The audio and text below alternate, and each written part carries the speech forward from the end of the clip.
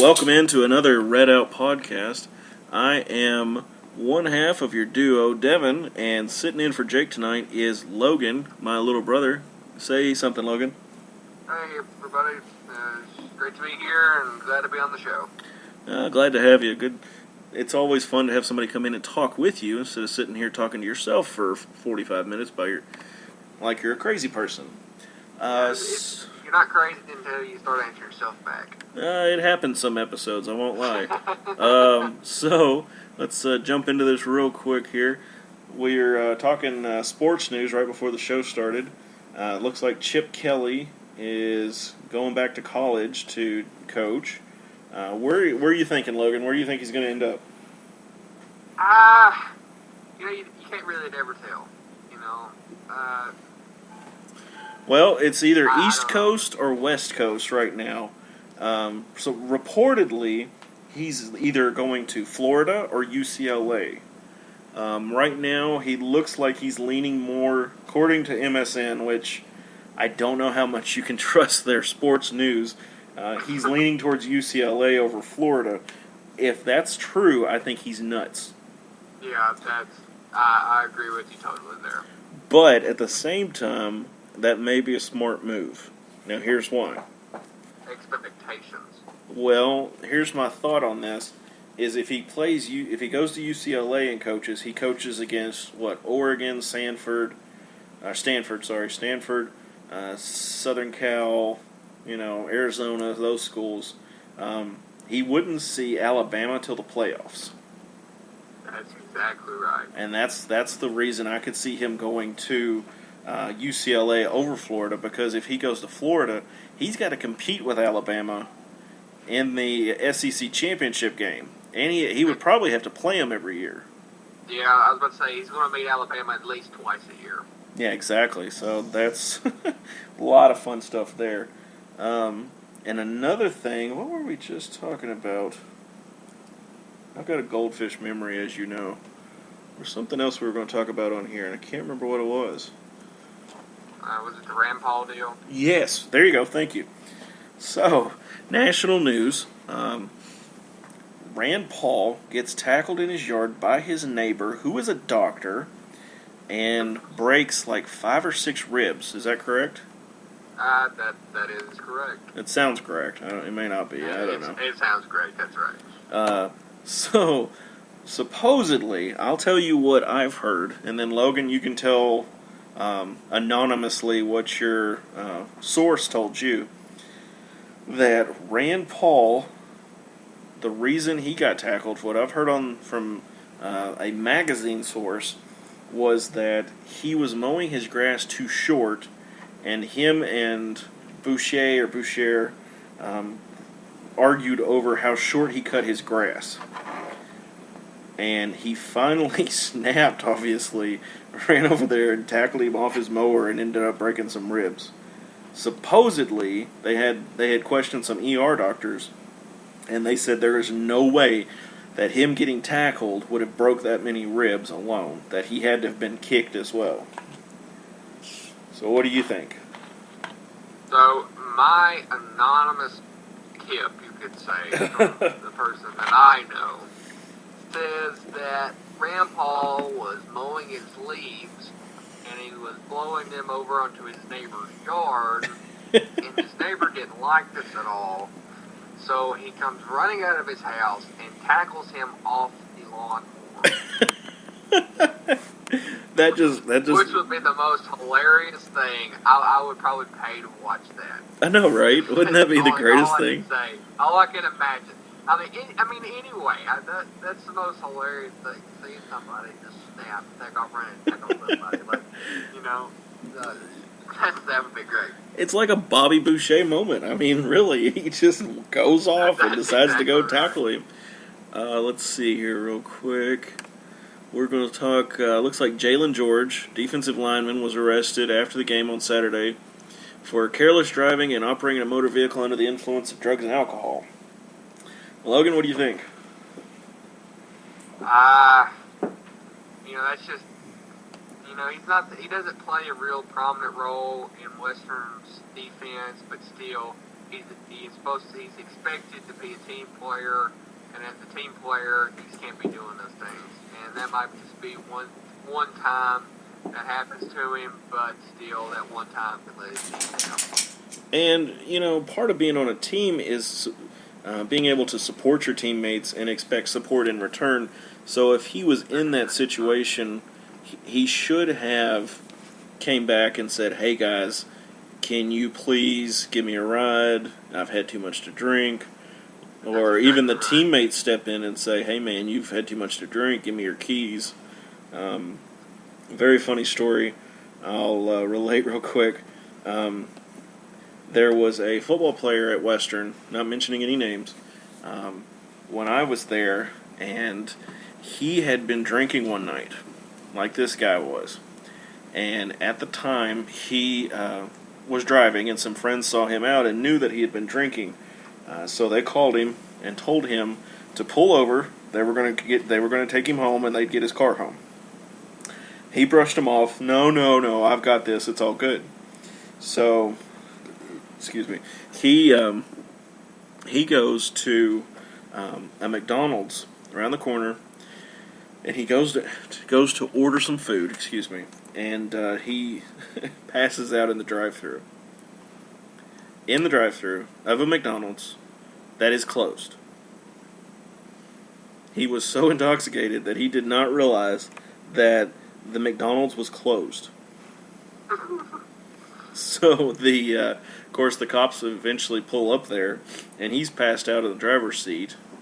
And, they wake him up or whatever, do a field sobriety test. But the funny thing for me was that he's passed out in a McDonald's that's closed. Yep, he's caught. Yeah, I mean, there's nothing to go against there. Let's see, looking around the hill, looks like Lady Topper Volleyball, Conference Champs USA for a fourth year in a row.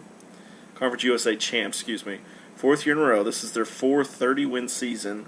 10th tournament berth since 2005. Looks like WKU dominated North Texas in order to win the championship, and they beat, who was that? Sorry, I had it pulled up here a minute ago. Southern Miss, I'm sorry. They beat Southern Miss, then they beat North Texas to win the championship. So, love it. Love it, ladies. Keep it up.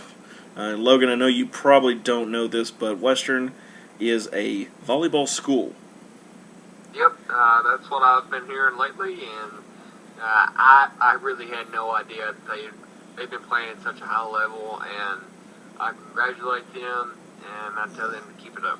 Yeah, hey, big NCAA championship would be nice to bring that home.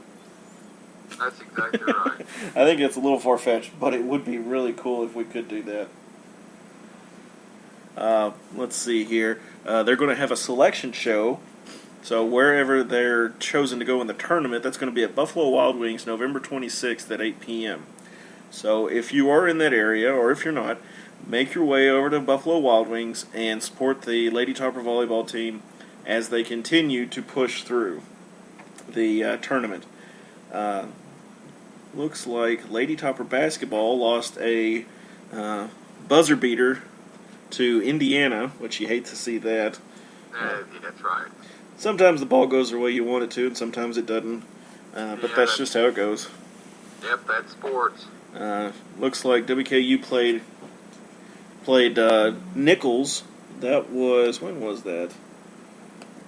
What, Sorry. 2 weeks ago or a week ago? That was about a week ago.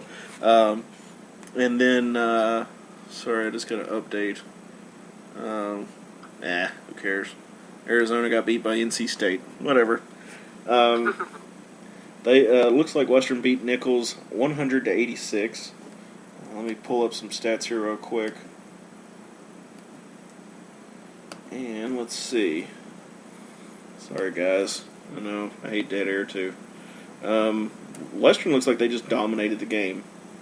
Oh yeah, and that's I'm really proud of men's basketball at Western starting to play at the level they played at in the past. And I flashing forward, I hate to flash forward, but today's loss against Villanova was very a loss is never impressive, but against the talent that they were in the ranking of the school they were playing against, it's impressive. Oh yeah, I agree. I think Western is they're up and coming, and I look to see them. I'd like to see them make some noise in the tournament. I think so. I think you're right. I think they will make some noise in the tournament. But like I said, they dominated Nicholls. Now Nicholls is the Nicholls Colonels are actually a really good team. They had a high-powered offense going into this, and that's what a lot of news organizations were reporting, that they were a very quick-scoring team, and they just either Western's defense dominated that much because field goal percentage, Western was shooting almost 60%. That's almost infallible. Oh yeah, in the game of basketball, that's crazy. And of course, Nicholls is shooting at 38%.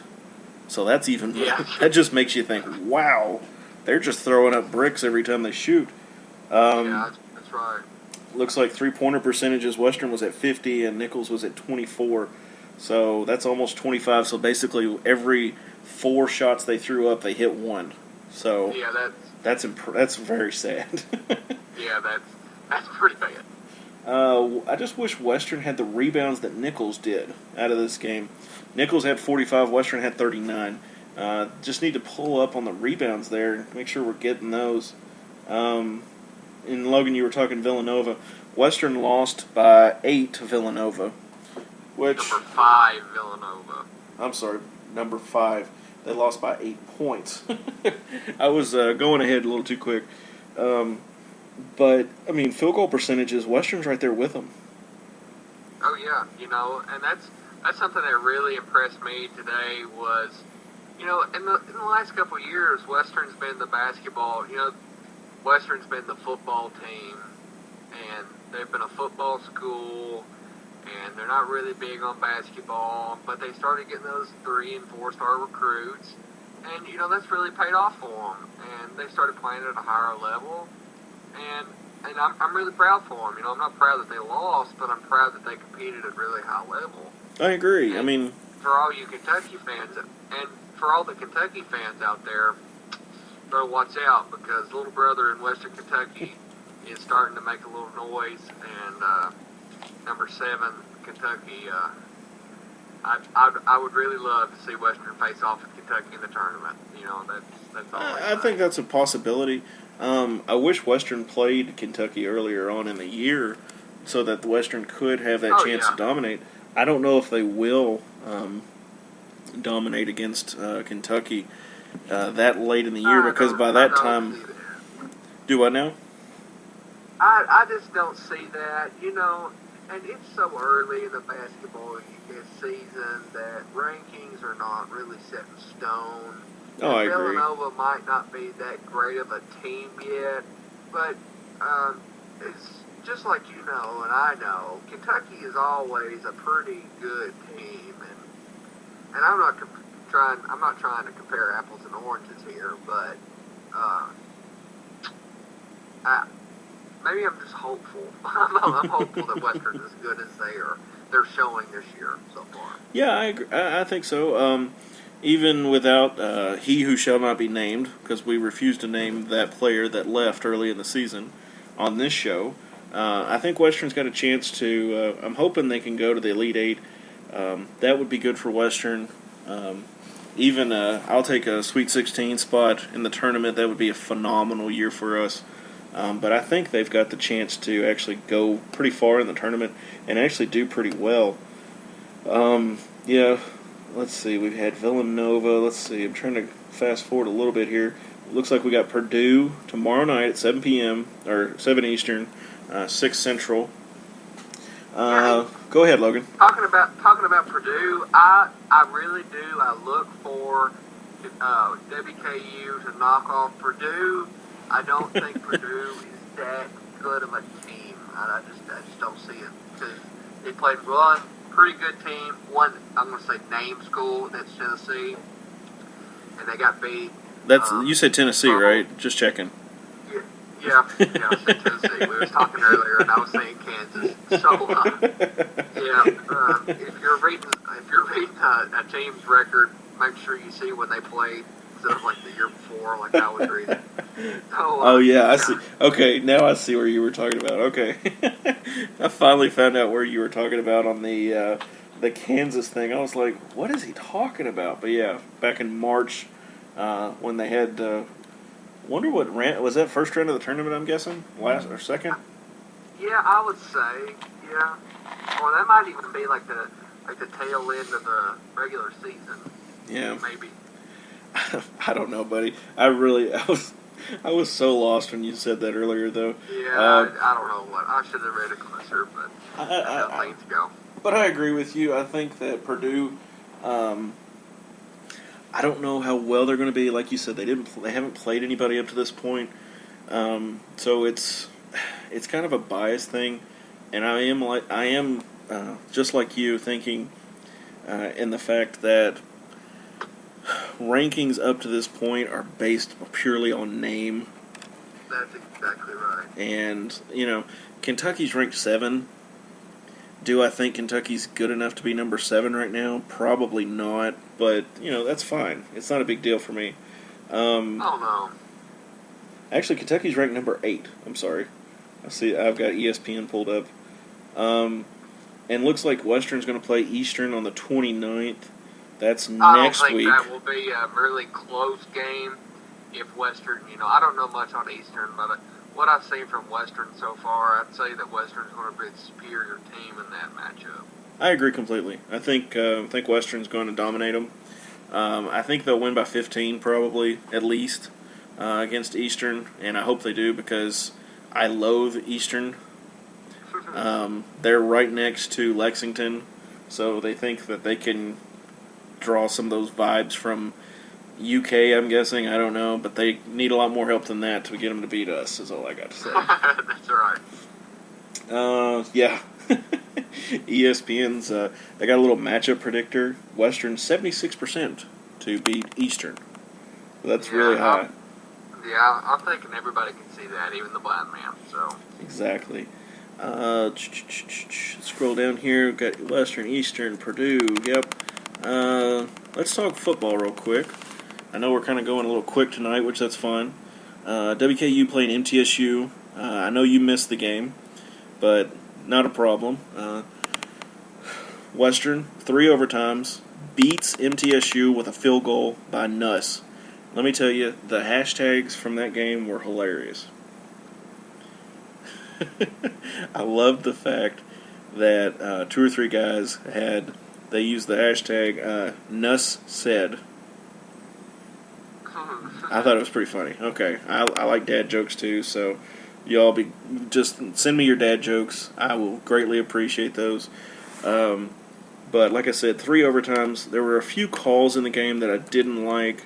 Of course, the backwards pass that put MTSU ahead, I was very iffy on. And at the same time, there were a few blitzes. Logan, you played offensive line as well as I did.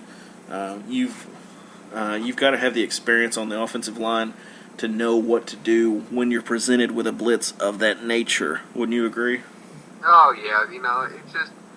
and a lot of that is playing as a group, when an offensive line plays together and certain players, as they play together through the years, they're going to kind of start feeling each other. And, if you've ever played a sport, you kind of, and that's any sport, in basketball, you got your point guards, they kind of, when they know who they're passing off to, they can kind of feel each other. They got a chemistry, a team chemistry.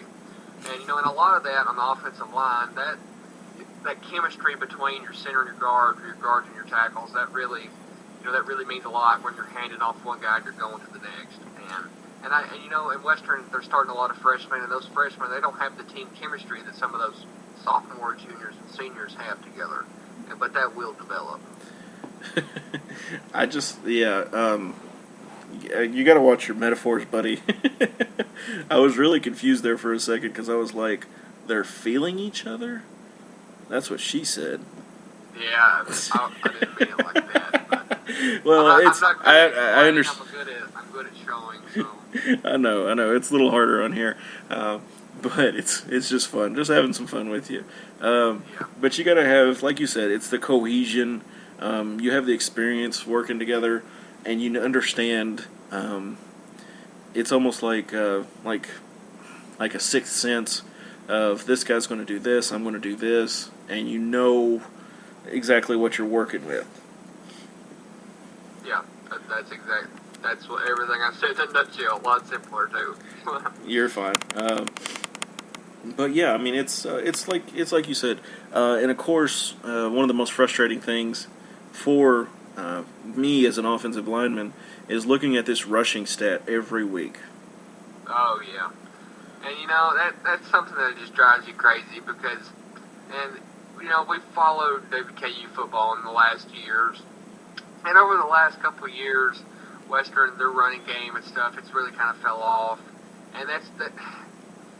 Maybe I'm just still hung up on the Bobby Rainey and the Antonio Andrews years, but I just feel like Western should be able to have a good run game because they've got the running backs in the backfield in Furby and on down in the depth chart in Shakari Moses, Marquez Trigg. I mean, You've got three good running backs there who should be able to push it. And the most frustrating thing for me is watching these running backs, and I'm watching it and I'm saying, kick it out, and they try and cut it in. And I'm like, dude, you got a corner to beat out there. Why do you cut it in? And I mean, it's like immediately they cut outside and then they try to cut it back in. And I'm like, okay, run the numbers here, guys. If you stay on your outward track there, you've got one guy to beat who's probably got a receiver on him. But if you cut it back in, you've got 10 guys to beat. And there's no telling where half of them will be. And some of your coaches, they want to tell you to kind of cut it back inside because that's where you've got more, you get some more blockers and stuff. But on the other hand, a lot of your defensive coaches and playing a little defensive end in high school, you want to keep the running back. You want him to go inside because that's where you got your help. And I really don't. I agree with you. You got to kick it out sometimes, and that's something that's hurting Western. I agree. And the metaphor I've used on the show several times is that it's like working out and only doing arms or legs. You know what I'm saying? Having a one-sided offense. You look awful funny. Oh, yeah. That's exactly right. I do have just a little conference news here, which is really funny to me. Charlotte has won a game. This team, I didn't think they'd win a game all year. This is the same team that Western blew out 45-14. Charlotte is 1-6 in the conference, 1-10 overall. They beat the University of UAB, which I thought UAB was going. I thought UAB was conference bound. Okay, no. They haven't played that many games. Sorry. I gotta check their record so far. Because UAB was supposed to play several, and now they're 7-4. How did they lose to Charlotte? What the? I am so lost. That is so crazy. This is amazing me. This team is bowl eligible, which we'll get into that in a minute, and they lost to the worst team in Conference USA. Well, second worst. I think that, UTEP hasn't won a game. Oh my gosh, that is ridiculous. I'm going to have to text Jake that later. But anyway, let me get back on script here because I'm completely losing my mind. Looks like Mike White was 39 for 54 with 485 yards, 5 touchdowns. This guy is he just muscled that game. Him, Mike White, and Lucky Jackson teamed up for the longest 93-yard, it's not longest FBS pass this season so far. And let me tell you, that was the prettiest pass I've seen all year. It was so beautiful. Whenever a quarterback and a receiver, whenever they can connect downfield for a long touchdown pass, that's just a thing of wonder. Oh, you got to love it. I mean, and it's a great momentum shifter, too. I'm sorry. Oh, yeah, absolutely. Sorry, just trying to send something real quick. Looks like rushing-wise, we talked about it a little bit here, but Furby, 21 carries, 64 yards. Jakari Moses had 2 carries, 15 yards, and Yelder had 1 carry for 14 yards. Receiving-wise, Lucky Jackson, 5 receptions, 109 yards. Kylan Towner, 4 receptions, 105 yards.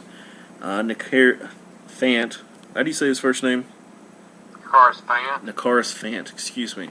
14 receptions, 101 yards, and a TD. Each one of those had a TD. But yeah, let me tell you, the receiving core is putting the work in, and Mike White, as much as I griped about him in the beginning, beginning of the season, Logan, Mike White had a problem with eyeing down receivers. Yeah, and now, do you know the problem with that, though? What year is he in? Is he a junior or is he a senior? He's a senior. I can double check this. That's sad to see him go because he finally started playing on that. He had a rough year, and he's finally starting to get to that point at the end of this year where and I hate to compare him to somebody again, but. And even though Brandon Dowdy was there for like 6 or 7 years. Brandon Dowdy was there for like 100 years. I don't know what you're talking about. Yeah, no joke. But Brandon Dowdy is probably, he was just good, He was like, Western's offense, it's like we talked earlier, Western's offense, they kind of got it based on like a New England Patriots style. And Mike White's just had a lot of problems this year because it's hard to be that the Tom Brady of that offense. And Brandon Dowdy did a very good job of it. And not every quarterback's going to be able to do that, especially not with a small sort of run game. And I think if Western can develop some sort of little small run game, they'll be okay. I agree. But like we've both been talking, if you develop the run game, it takes pressure off of Mike White. That's exactly right. If you don't believe me, you look at Tony Romo when he had Des Bryant and DeMarco Murray. Well, and not talking about Romo, but like looking at last year compared to this year of the Dallas Cowboys. Like last year, everybody talks about how good Dak Prescott is. Well, Dak Prescott's a good quarterback, but he's a conservative quarterback. He's not the quarterback that's going to launch it downfield. He's a quarterback that's not going to turn the ball over, but he's not the quarterback that's going to be able to drop back there 40 times a game. Exactly. And without Ezekiel Elliott there taking the pressure off of him, he's having to throw that ball downfield, and you can see what the Dallas Cowboys have been doing lately without Ezekiel Elliott in there. And compared to last year, Dallas was dominating, and now they're just kind of subpar. Well, I mean, your team is obviously the Dallas Cowboys. I'm a Packers fan, and you want to talk about impacting players. You've got, Ezekiel Elliott may be out for you all, but you still probably will make the playoffs. Yeah, I can't. That's the crazy thing, The poor Packers. No, don't say poor Packers. This is their fault. Yeah, the poor Packers, they, without Aaron Rodgers, they are nothing. And I hate to say, and the problem with Dallas, it doesn't all revolve around Ezekiel Elliott because they've got a lot more injuries. And the Dallas Cowboys are a very good team to compare WKU's football team to is because Dallas's O-line's beat up, WKU's O-line's beat up. They just got some injuries around. They can't run the football real great right now, and it's putting all the pressure on the quarterback. And I wish Dak Prescott could respond the way Mike White has, but I don't see that happening. And Mike White, he's playing very well now, and I look for him to play well, especially against FIU, and hopefully on into the postseason in a bowl game. Yeah, I completely agree with everything you've said there. Now, Mike White pushing it into I don't think, now saying him and Dak Prescott are a lot alike, I don't agree with. Oh yeah, they're polar opposites. Mike White's more stand in the pocket. He's going to throw it. Dak Prescott's more the guy that's going to scramble. But I'm saying they're kind of in the same position. Quarterback. They're not a very good run game. They're going to all the pressure is on them. I agree with that. Then now it's okay for us to disagree. We can disagree. We are not political people by any means, so it doesn't matter what we say, and we are total amateurs when we do this. So, but like what you were saying, I think a lot of the big change came along when Mike White started comfortably making the deep pass, and that was a big thing this season. We may talk a little more about this on Saturday, as far as the season and how everything's been going. Let's talk bowl eligibility. Now, we have hit the 6-game win mark, the minimum required for bowl eligibility. Now, what makes that Charlotte discovery that I just saw so much bigger is that UAB is at the 7-win mark, but they lost to the worst team in the league by 1 point. I have no idea how that happened. I really want to go back and watch that film. So if any of our listeners can get that, that would be awesome. But on that mark, North Texas, UAB, FAU, and Marshall have 7 wins. SMU and FIU have 6, as well as Western. And then, of course, we have 6 bowl tie-ins. 1, 2, 3, 4, 5, 6. And then, of course, Western makes 7. A lot of the bowl predictions have Western going to the Cure Bowl, which is in Orlando, Florida, which that would be fine. But I completely think that Western needs to beat FIU in order to secure that. Oh, yeah. That's a really pivotal game for Western going on into the postseason. And like we were talking about earlier, Western, one thing I think for them to be in these predictions is a lot of people have seen how they performed in the last couple of years. And, and they're kind of living off that fame a little bit. But, I mean, if they beat FIU, there's probably, I'm going to say it's a 60-40 to 70-30. They'll get a bowl spot. If they don't, I'm going to say it's going to knock you down to a 50-50. Because before the flashback to when Western was still in the Sun Belt, they were going 7-5, and they couldn't get a bowl spot.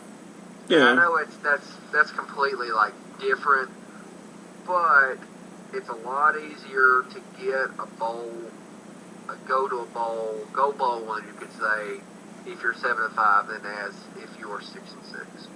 I agree. You have a lot better case if you are 7-5. I agree. Now, the big problem for us when we were in the Sun Belt is that we were so small. That is true. And I want to say that Western has one of the more smaller stadiums in Conference USA, which that's another bad problem for us. That's another hurt. I guess a con for Western to go bowling. But at the same time, we've got to have the fan presence, which is another factor for us. So can our fans travel? Because that's basically the bottom line: is people going to watch this game? Are people going to want to come to the game? Yeah, and that's something I just don't understand. Because when Western was good, they won back-to-back CUSA championships, and the fan turnout was okay, but it's not, Yeah, but they were scoring 60. They were scoring 60 points a game then too, Logan. So that's another big factor for you, Yeah, and and that's something I just don't. Western's still considered like a small school, even though they've been successful in the last couple of years. Well, I mean, look at Boise State or some of those schools. They were smaller too. I just think that they're not a power. Thanks, Chloe. They're not a Power 5 school, so it's a lot harder.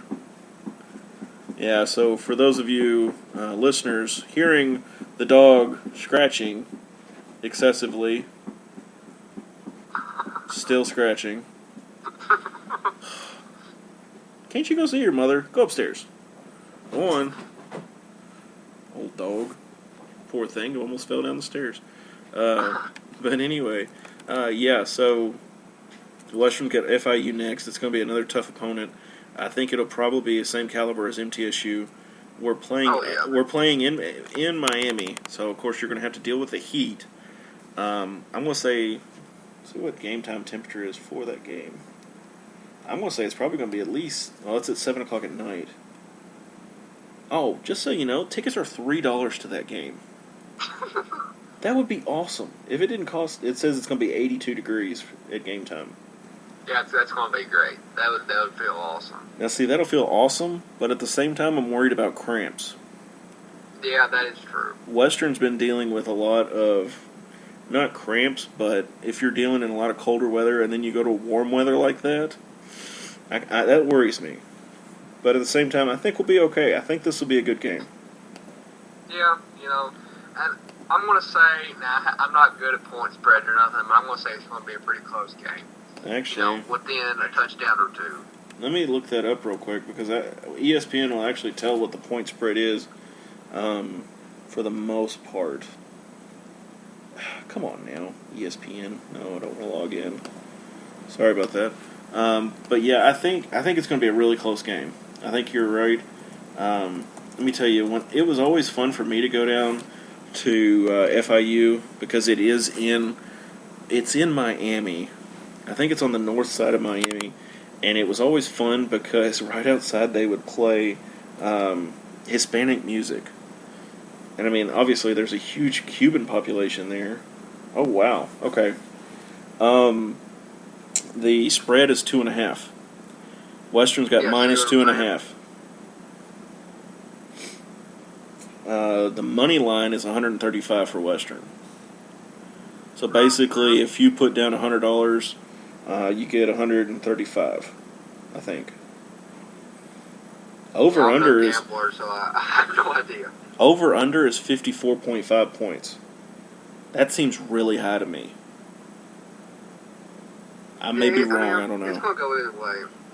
Like we talked before, it's going to go either way. And you flash back to last year, WKU defeated FIU 49-21, but as we all know, that's a completely different team. Exactly.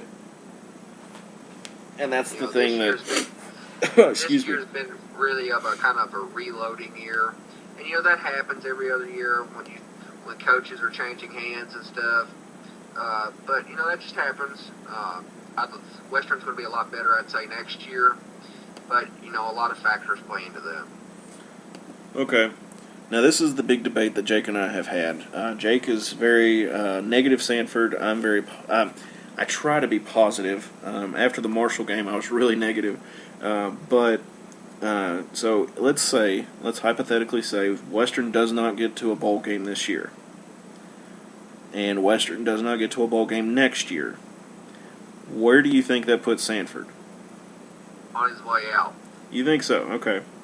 I see. That was my big thing: is how long is the administration going to let him stay if he does not make it to a bowl game? Now, WKU, they've been babies the last couple of years. They've been really lucky the past few years. I agree. Yeah, but to be able to go to those bowls, you got to be held at a higher standard as a coach. You know what I'm saying? Exactly. You can't. Western needs to be able to have the capability to make a bowl every year, and they should make a bowl every year because they're starting to get their name out there, and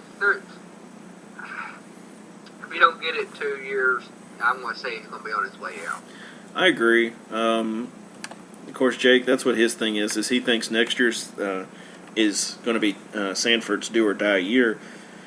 But his argument is that that'll be when his players are in there, that he's recruited, and I disagree. No, the players that you're going to recruit, Sanford still, man, I went blank. Who was last year's coach? Brom. Yes, these are Brahms players. He is playing with Brahms players. And he will continue to play with Brahms players for, how long did Brahm coach there? 3 or 4 years? I think it was about 3. Because Petrino came in for 1 year. I think it may have been 2 years. I'm not sure, but yeah, go ahead, sorry. He's going to play with Brahms players. He's still playing with Brahms players. He's not going to see his players for 2 to 3. You know what I'm saying? Exactly. Because, now, he's seeing some of his players because he has to, the freshmen.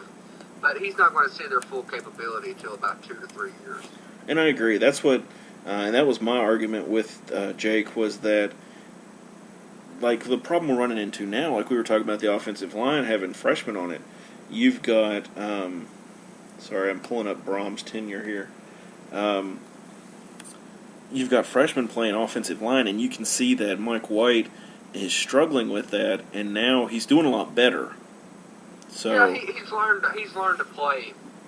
He's learned to play, with the inexperience. He was kind of babied for a little bit because he thought he could sit in the pocket. Well, now you put a freshman in there, and they're not going to be able to block as long, nowhere as long as your upper, your man, I went blank again. Your experienced offensive lineman. yeah. So he's kind of learned he's going to get the ball out there. He's going to get the ball out of the pocket a lot faster. Don't sweat the blanks. What everybody doesn't know is that we've already filmed one episode, or recorded one episode, and I had some technical difficulty, and Logan didn't come on at all. And to keep you all from having another episode 8 disaster, which we went ahead and sat down and did another episode. So please forgive us. Thank you very much for Mom and Dad letting Logan be able to do this again. So let's go ahead. Let's jump into our Mount Rushmore. We did adult cartoons on the last recording, but let's do Mount Rushmore of quarterbacks, NFL quarterbacks all time. All time. All time. Oh, God. When you think of quarterbacks, who do you think of? Okay. Man, this is... You can go first on this one. I gotta have some time to think here.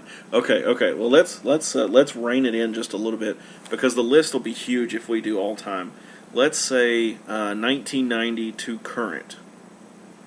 1990 to current. I'm Yes. going to say Tom Brady's in there for sure. Yeah, Tom Brady. He's one of those goats. I'm going to give it to Aikman as well. See, I'm not going Aikman. He was a pansy. Aikman, three championships. Yeah, I mean, he was good, don't get me wrong. I'm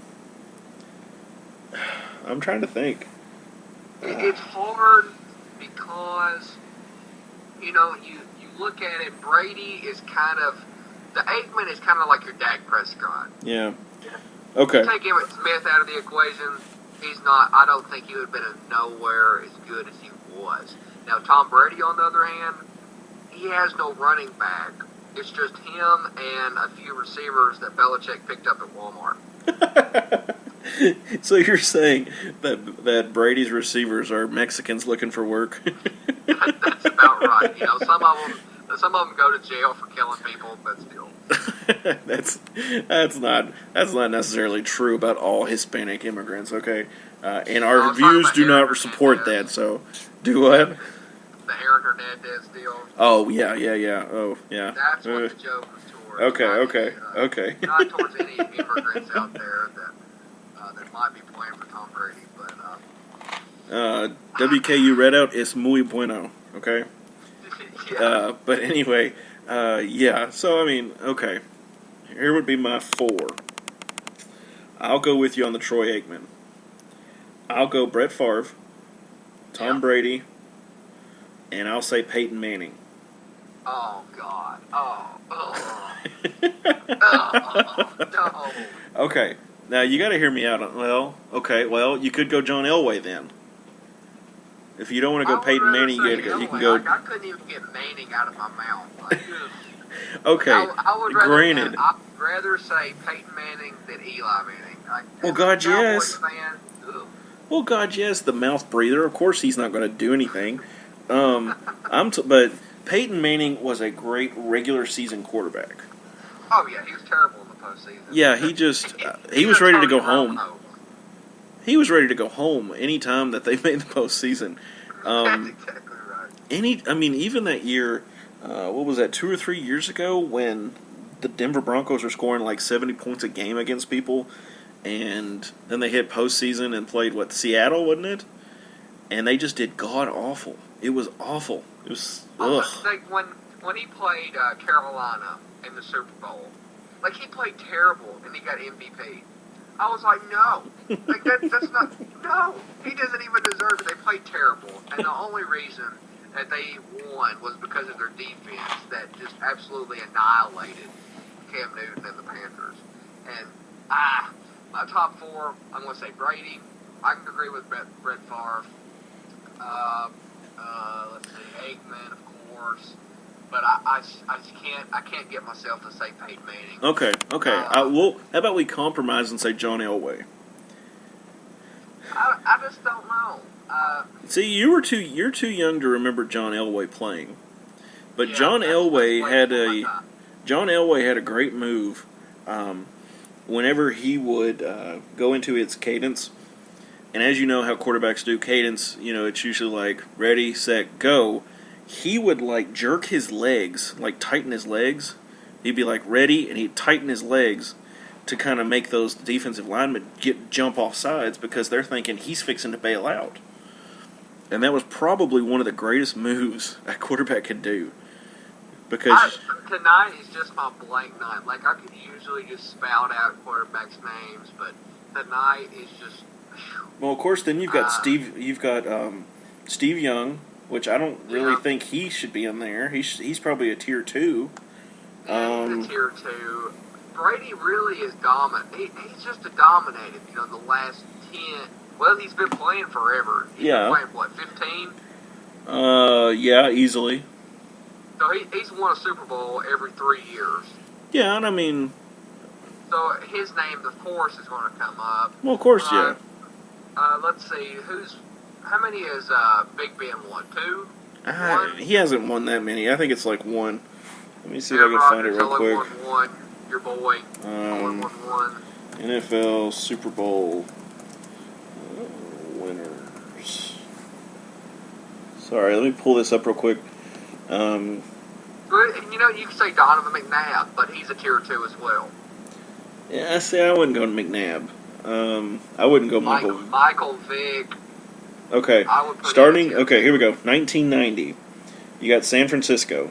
They won 55-10 over the Denver Broncos. Looks like you got the Giants the next year. Of course, this is way back. Washington won in 92. Dallas won in 93. Dallas won in 94. Dallas won in 96. They didn't win 95. They almost won in 95. They got beat in the NFC Championship. Even though it was before my time, I know my Cowboys history. Okay. Kiss ass. 95, you got San Francisco. 96 was Dallas again. So 1, 2, 3. They got 3? Was it 3 in the 90s? Yep, 3 in the 4 years. Green Bay won in 97. Denver won 98 against Green Bay. Ugh. 99, Denver won again. See, those are John Elway years. Yeah, that's right. St. Louis, I don't know who St. Louis had in 2000. I don't remember that. Tennessee had McNair about that time. Yeah. Of course, I don't think he's a tier 1 either. No, I wouldn't consider him a tier 1. No, he's probably a tier 2 or tier 3. He's probably tier 2 or tier 3, Yeah, I'd give him a tier 2 or 3. Yeah. Where was that? 2001, we had Baltimore. 2002 was New England. I think that was like one of the first years Brady came in. Yeah, that was Brady's first year. 2003 was Tampa Bay. 2004 was New England. 2005 was New England.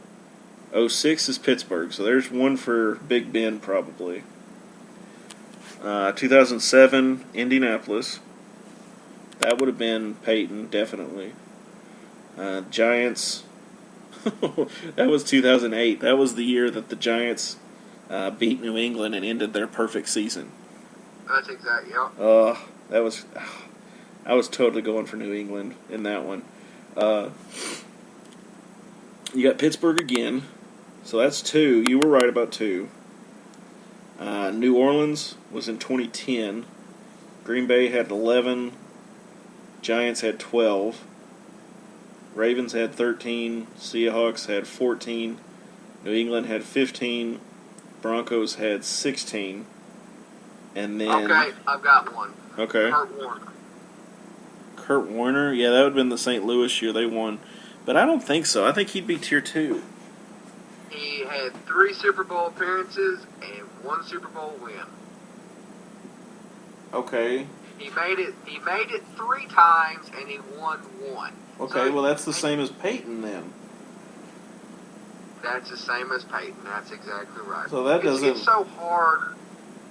Do what? Yeah, but Peyton had such a better regular season than Kurt Warner did.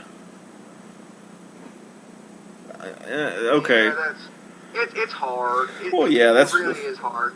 Like, you can go down there, Peyton Manning, Tom Brady, and you can even throw Drew Brees in the mix because he's got 1 Super Bowl. Well, I don't think so. I don't think so for Drew. I think he's tier 2. I think anybody that only has 1 Super Bowl is tier 2. Yeah, that's true. So if you're going to go all time best quarterbacks all time, who's your top 4? Now, see, I think this is a topic for a different show, but let me see. I have no idea. Because your top 2 are obvious. It's going to be Montana and Brady. Well, see, I say Joe Namath. That's my top 2. See, I say Joe Namath. Oh, come on. Joe Namath was a tough SOB, and you know that. Let's see here. Yeah, I'm looking up top quarterbacks. Jeez, I don't even know any of these guys. This is top passing yards in the NFL. Dave Krieg. Don't know him. Come on, slow thing. Johnny Unitas. That's one. That's one I would put on there. He threw for over 40,000 yards. Joe Montana. That's another good one. I don't know who Kerry Collins is. He threw for over 40,000. Carson Palmer's on this list. Yeah. He's still playing too, isn't he? I don't know. Is he at Arizona? I'm pretty sure he is. He's as old as the dirt on the ground, but he's still trying. You know, Phillip Rivers is on this list. I know he's still playing. Drew Bledsoe's on this list. He's never. Let's see. Phillip Rivers. He's never won a Super Bowl, has he? Phillip Rivers? No, I don't think so. He's been at San Diego forever. Well, he's just like Dan Marino. He didn't do anything. Yeah. Big Ben is on this list. He's number 11. Vinny Testaverde, he's on this list.